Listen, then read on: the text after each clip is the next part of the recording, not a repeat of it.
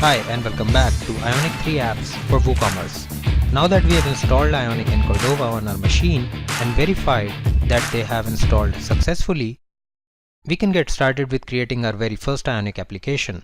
So I am here on ionicframework.com and I'm just gonna click this Getting Started link on the top. This will take me to a page where I will get all the instructions that I need to follow in order to create my very first application. So the first step is installing Ionic. We have already done that. If you remember, we have already executed this command in the last video. So our step 1 is done. Now coming to step 2, we can use the Ionic CLI to create our applications. So we'll have to type in Ionic start --v2, then the name of our application, and then the name of the template. We will talk about templates in just a moment, but first of all, let's just type this command as it is in the command prompt, or if you are on a Mac, on the terminal, and see what happens. So I'll just open the command prompt. I'll just change my current directory to my desktop and I'll just type in this command. Ionic start --v2 my app tabs. This will create an Ionic 2 app called my app with the tabs template. So the first word, which is Ionic, indicates that we are using the Ionic CLI. The start is the keyword that we have to use every time we want to create a new application.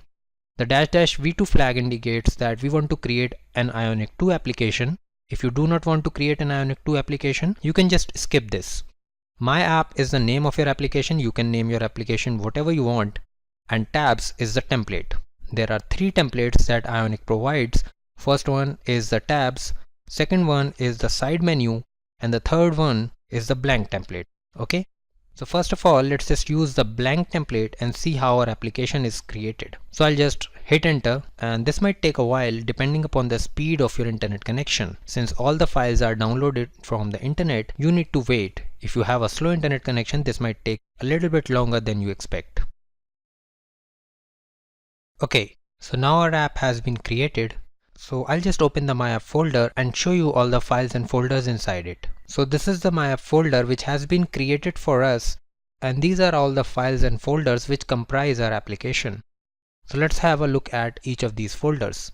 The first folder is the hooks folder. We are not going to talk about this one because this is for advanced programming.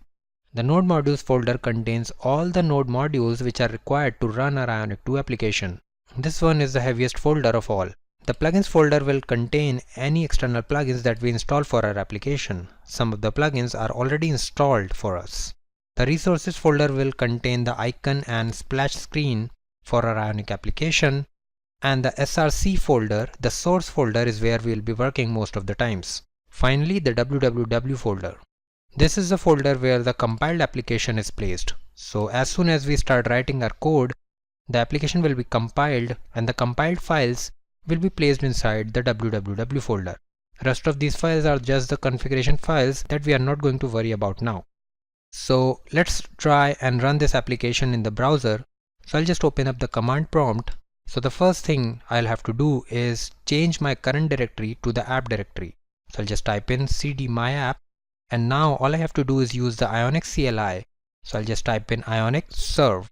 So this will serve our Ionic application in the browser.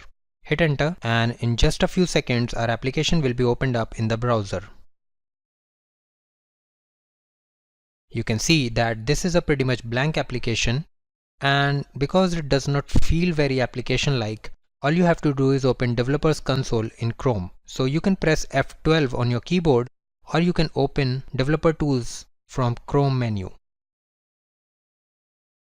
Okay, make sure you select this icon right here, which will toggle the device toolbar, and your application will start looking like a mobile application. This is how we will be debugging our application most of the time during this course. This is how an application with the blank template looks like. Feel free to try out the other templates, which are tabs and side menu. What you can also do is press Ctrl C to stop the server, okay? And this time type Ionic serve --l, and this will launch your application in the lab mode in the browser itself. The lab mode is a more sophisticated way of debugging applications, and it provides some native styling to the apps. Your app will look exactly like it would look like on an Android device. You can select more platforms from here, Like if you want to test how your application is going to look like on an iPhone, just select an iPhone from here and you can see how your application looks slightly different on an iPhone than on an Android. You can also select the Windows platform from here and the Windows emulator shows up. So this is another way of debugging applications, but we'll be sticking to this process using Ionic Serve while developing our WooCommerce application. So this was it for this video. In the next video, instead of serving the application in the browser, we will learn how we can run this application in an emulator and on an actual mobile phone.